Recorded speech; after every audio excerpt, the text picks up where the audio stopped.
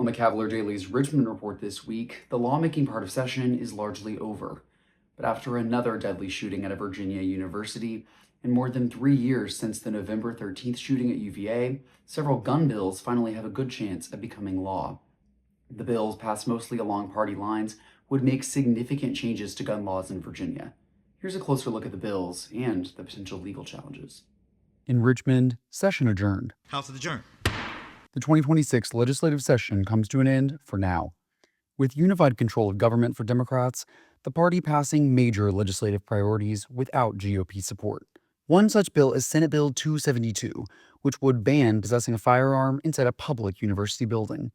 Senator Corey Deeds, who represents Charlottesville, has been pushing for this bill ever since the November 13th, 2022 shooting at UVA. It's all connected to the tragedy that occurred at UVA back in 2022, and 3 young people that died, and 2 other people whose lives were changed forever because they got wounded. This is not unreasonable, I don't think. I think people, when they send their children to college, they expect them to be safe. Prior to the shooting, the university was made aware that Christopher Darnell Jones Jr., who was later convicted of murder, possibly possessed a gun on grounds.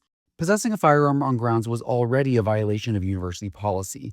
If SB 272 is signed by the governor, it will become explicitly illegal. Deeds said that would allow law enforcement to more easily execute a search warrant if they receive a tip. It said it's against the rules to have a firearm on college campus, but because we didn't make it a crime, guns have, of course, been on college campuses. SB 272 is part of a larger slate of gun bills passed this session. Democrats also passed SB 749, a ban on assault weapons, and SB 496, requiring locked storage of firearms left in unattended vehicles. Of course, Democrats in many states have passed gun laws, and the biggest hurdle doesn't seem to be the passage. It's what comes next: legal challenges. Hi, I'm Haley Lawrence. I'm the Executive Director for the Center for Firearms Law here at Duke Law School. Haley Lawrence has followed legal challenges to gun laws around the country for years. She says that SB 272 could run into legal challenges, but that it is likely to prevail. Heller is a big case that was decided in 2008. That's sort of the watershed moment in the Second Amendment. And in that decision, they wrote, quote, "Nothing in our opinion should be taken to cast doubt on longstanding prohibitions on the possession of firearms by felons and the mentally ill, or laws forbidding the carrying of firearms in sensitive places such as schools and government buildings." Lawrence says that the Supreme Court has upheld the right to restrict firearms in, quote, sensitive places, including a university campus.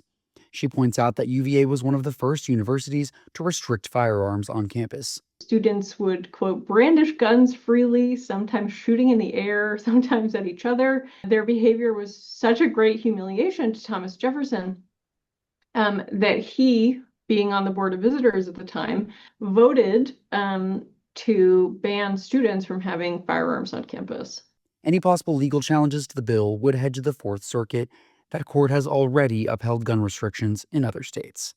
Now, Lawrence tells me that while she believes the Virginia laws will stand for now, multiple conservative Supreme Court justices have already expressed interest in reviewing assault weapons bans from other states around the country. Lawrence says that if the Supreme Court does take up those cases, she expects that the assault weapons bans will be struck down. As for SB 272, it has one more hurdle to becoming law. The governor has to sign it.